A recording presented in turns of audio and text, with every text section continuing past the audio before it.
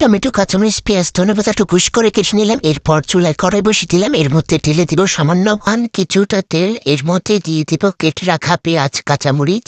ভুলে আলু পড়ে গিয়েছে, এখন নাড়াচাড়া করে লবণ দিয়ে দিব। লবণ দিয়ে নাড়াচাড়া করে মরিচ দিয়ে দিব, হলুদ দিয়ে নাড়াচাড়া করবো। নাড়াচাড়া শেষ হওয়ার পর এ পর্যায়ে আমরা আলুটা দিয়ে দিব।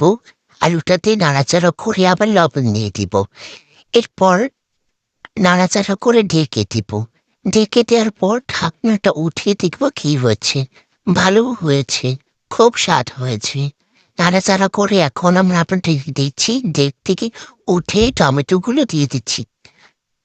পার্সোনাল মশলাগুলো দিয়ে দিব। এখন পানি দিয়ে আমি আবার ঢেকে দিব। ঢাকনাটা উঠিয়ে দেখব কেমন হয়েছে।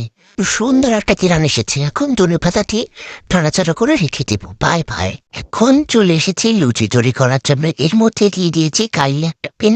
পেনের মধ্যে আমি কোন লুচি তৈরি করার জন্য এগুলো তৈরি করে নিচ্ছি। লুচিটা ভাজবো এখন। দেওয়ার সাথে সাথে ফুলে উঠে বাস্তব হয়ে যাবে। এখন আমি খাবারটা পরিবেশন করব। পরিবারের সবাই বলেছে খুব মজা হয়েছে, তোমরা বলবো মজা হয়েছে। সে আমাদের খাবার রাতের। বাই।